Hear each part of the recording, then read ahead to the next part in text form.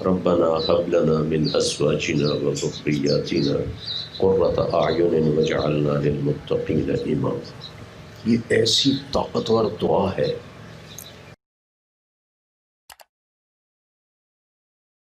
تو میرے نبی نے بچے کے ساتھ کیا معاملہ کیا، کیا ڈیل کیا؟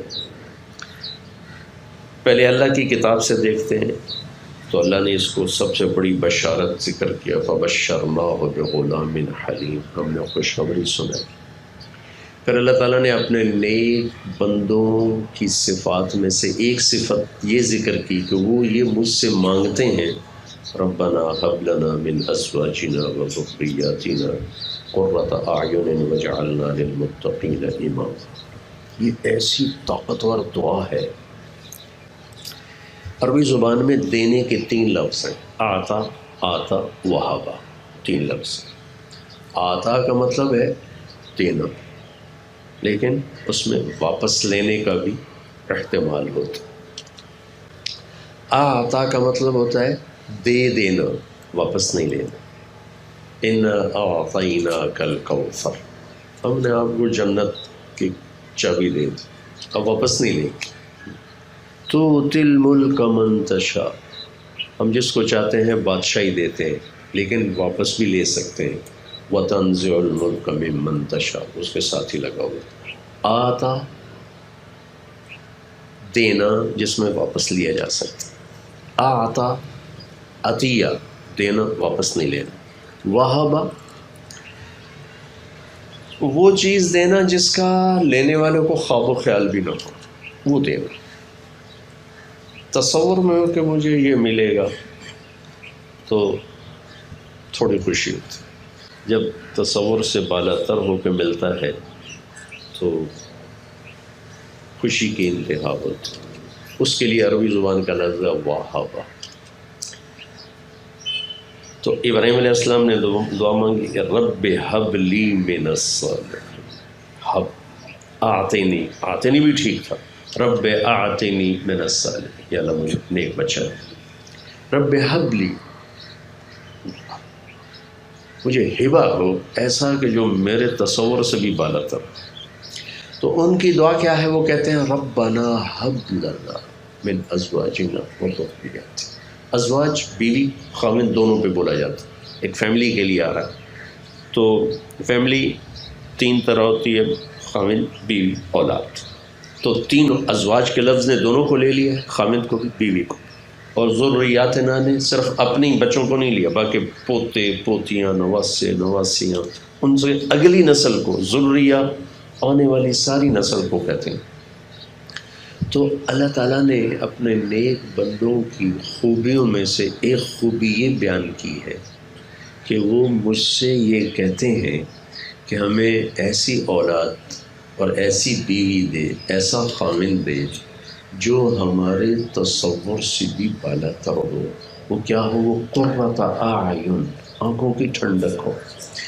آنکھوں کی ٹھنڈک اردو کا محاورہ نہیں ہے، یہ عربی کا محاورہ ہے، ہم نے وہاں سے لیا ہے۔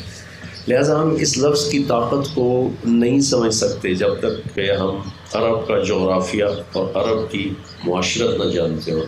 میں تھوڑی وہ آپ کو بتانا چاہتا ہوں تاکہ آپ کو آنکھوں کی ٹھنڈک کی طاقت کا اندازہ ہو سکے۔ عرب صحرائی ملک ہے اور صحرا میں طوفان اٹھتے ہیں، ریت۔ مسافر ہوتا ہے تو ریت اس کی آنکھوں میں پڑتی ہے، وہ آنکھیں بند نہیں کر سکتا ہے۔ اونٹ تو اپنی آنکھیں بند کر لیتا ہے، اللہ تعالیٰ نے اس کو ڈبل یہ دی ہیں پلکیں، تو اس میں ایسے بند کرتا ہے تو ریت کا ایک ذرہ اندر نہیں جاتا۔ لیکن جو اس کو ڈرائیو کر رہا ہے وہ تو آنکھیں نہیں بند کر سکتا، پھر راستہ کیسے ڈھونڈے؟ تو وہ یوں کرتا ہے، یوں ایسے، تو اس کی آنکھوں میں وہ گرم ریت جا رہی ہے، جا رہی، اس کی آنکھیں جل رہی۔ اس کو دائیں بائیں کوئی غار نظر آ جاتا، کوئی اونٹ نظر آ جاتا، تو وہ بھاگ کے وہاں جاتا ہے، اپنی سواری کو بٹھاتا ہے، اپنی مشکیزے میں سے پانی نکالتا ہے، آنکھوں میں ڈالتا ہے، تو شکر ہے آنکھیں ٹھنڈی ہو گئی۔ یہاں سے یہ محاورہ بنا قرۃ اعین، آنکھیں ٹھنڈی ہونا. چونکہ ہم تو ریت کے طوفان دیکھتے نہیں، اور مٹی کا طوفان ہوتا ہے تھوڑی دیر کا وہ چلا جاتا ہے، وہاں تو گھنٹوں ریت کے طوفان ہوتے ہیں. تو ایک آدمی آگ میں سے نکل کے، اور مجھے اس کا تھوڑا سا اندازہ میں ایسے ہی بچپن تھا چھوٹا، تو وہ انگیٹھیاں ہوتی تھیں بڑی بڑی، اس میں آگ جلائی جاتی تھی تو اس کے اوپر چیزیں پڑی تھیں. میں اتنا چھوٹا تھا کہ میں پوری طرح اس کو دیکھ بھی نہیں سکتا تھا، تو میں نے پنجے اوپر کیے اور پتہ نہیں کیا چیز میں لے رہا تھا، میں نے اسے ہاتھ مارا ایک ڈبے کو، وہ ڈبے میں سرخ مرچیں تھیں، وہ ساری میری آنکھوں میں آ گئی، میری آنکھیں بھر گئیں سرخ مرچوں سے. تو ساری رات میری چیختے گزر کہ آنکھ ٹھنڈی نہیں ہو رہی. تو قرۃ اعین، ایسی اولاد دے، ایسی فیملی دے جن کو دیکھ کے آنکھیں ٹھنڈی ہو جائیں. باہر سارے گرم طوفان ہیں اور گھر میں آتا ہوں تو آنکھیں ٹھنڈی ہو جاتی. دوسرا مطلب ہے قرہ قرار سے ٹک جانا، ٹک جانا. ایسی اولاد دے، ایسی فیملی دے کہ جن پر میری نظر جم جائے، دائیں بائیں نہ جائے، کسی اور کی طرف میری نظر نہ اٹھے، صرف میری نظر بچوں پر، اپنی فیملی پر ہو، اور میری نظر خیانت نہ کرے، میری نظر میں طغہ نہ آئے، قدر نہ آئے، میری نظر اپنی فیملی پر، بچوں پر جم جائے. تو اللہ نے کتنے اہتمام سے ہمیں یہ دعا سکھائی کہ یہ مانگا کرو، یہ میرے نیک بندے مجھ سے مانگتے ہیں. وعباد الرحمن، سورہ فرقان میں ہے، وعباد الرحمن، اور رحمان کے بندے، ان کی صفات آخر میں سے تھی. پر اللہ کے محبوب صلی اللہ تعالی وسلم کا اہتمام کیا تھا؟ آپ نے ارشاد فرمایا کہ جب بچہ پیدا ہو اس کا نام اچھا رکھو، اور آپ بچوں کے نام تبدیل کر دیتی تھی. اور اتنا آپ اس میں احتیاط فرماتے تھے. آپ نے کہا کوئی اپنے بچے کا نام یسار نہ رکھے، افلح نہ رکھے، نجیح نہ رکھے. یسار کہتے ہیں آسانی کو، افلح کامیابی کو، نجیح کامیابی کو.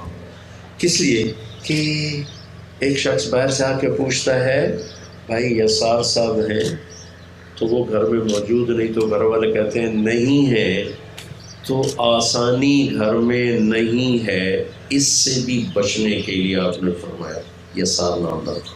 سمجھ بھائی میری بات کہ اتنی سی جس میں خدشہ ہو کہ بھائی کامیابی کا مطلب ہے تو وہ گھر میں نہیں ہے، جی وہ نہیں ہے تو کامیابی گھر میں نہیں ہے. اس سے بھی آپ نے بچایا، اور غلط ناموں سے وہ تبدیل فرمایا. یہ آج کل کے ماں باپ ایسے الٹے سیدھے نام رکھتے ہیں کہ وہ بس نیٹ میں پڑھا تھا، اخبار میں پڑھا تھا، کیا پڑھا تھا. اور ہمارے پٹھان تو ماشاءاللہ بادام خان، اخروٹ خان، طوطا خان، پتہ نہیں کیا کیا رکھتے ہیں. تو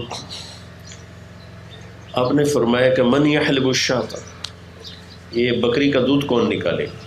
ایک شخص کھڑے ہو گیا جی میں نکالتا. تو اس نے کہا تھا جہاں بھی لیا. آپ نے کہا مسمک، نام کیا ہے تیرا؟ کہا جی مرہ. مرہ کہتے ہیں کڑوے کو، کبھی تو بھائی. دوسرا کھڑا کہ میں جاؤں. کہ مسمک، تیرا نام کیا ہے؟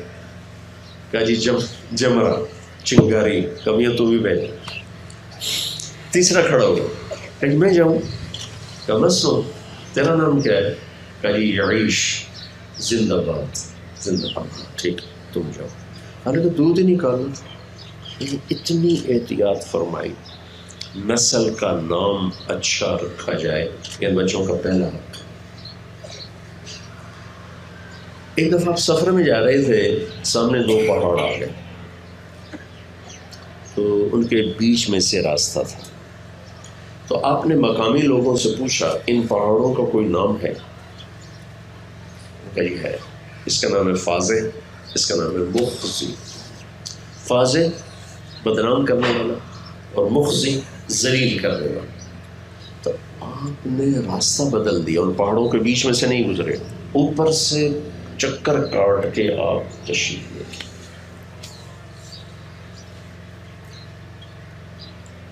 ایک شخص ہے، بچہ تھا ان کے ساتھ، اس کا نام کیا ہے؟ بھائی صاحب کہتے ہیں وہ جانور جو ایسے کھل جائے اور پاگلوں کی طرح پھر رہا، تو آپ نے کہا نہیں اس کا نام عبداللہ ہے۔ کہا جی بس ہم اپنے نام رکھا ہم نہیں بدلتے۔ تو وہ بچہ پاگل ہو گیا ہمارا، نام سے بھی، نام کے غلط معانی سے بھی آپ نے اپنی امت کو بچایا۔ ایک شخص آئے، ان کا نام تھا حزن۔ آپ نے فرمایا تیرا نام کیا؟ کہا جی حزن۔ حزن کہتے ہیں غم۔ آپ نے کہا نہیں چلو میں سہل، سہولت والا۔ کہا نہیں جی میں اپنے باپ کا رکھا ہوا نام نہیں بدلتا ہوں۔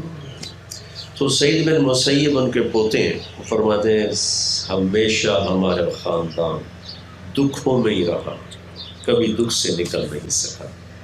یہ آپ کا اہتمام ہے صرف نام کے، بچوں کا نام کیسے رکھا جائے۔ پھر اس کے بعد آپ سارے عالم کے نبی ہیں لیکن بچوں کے لیے آپ ٹائم نکالتے ہیں۔ ایک واقعہ سناتا ہوں۔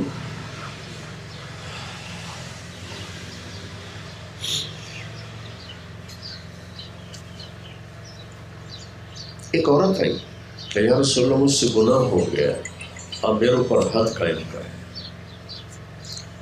تو آپ فرماتے جاؤ حد قائم کر دو اس کو۔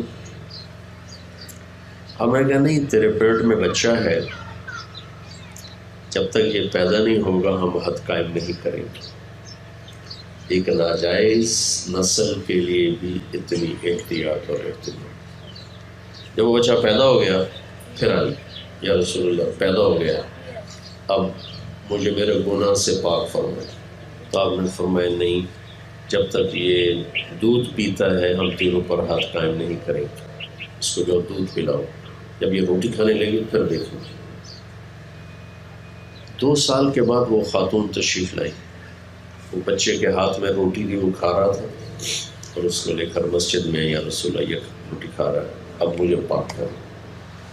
تو وہ ناجائز بچہ تھا، آپ نے کیا کہا کون اس بچے کا گارڈین بنتا ہے، میں جنت میں اس کو اپنے ساتھی ہونے کی بشارت دیتا کہ ناجائز بچے تھے۔ تو ایک انصاری صاحب نے کہا یا رسول اللہ میں دیا، آپ نے بچہ ان کو دیا اور اس پہ حد کو قائم کیا۔ اتنے بڑے نبی ہیں اور نسل کا اتنا اہتمام ہے۔ پھر آپ وقت نکال کر بچوں کے لیے وقت نکال کر ان کا کھیلتے تھے، ٹائم دیتے تھے۔ حسن حسین رضی اللہ تعالیٰ ان کی کشتی کراتے تھے، ان کے ساتھ کھیلتے تھے، ان کے لیے گھوڑا بن جاتے، ان کو کمر پہ بٹھا لیتے، چکر لگاتے اور پھر کہتے تمہاری سواری کیسی، تمہارا اونٹ کیسا ہے۔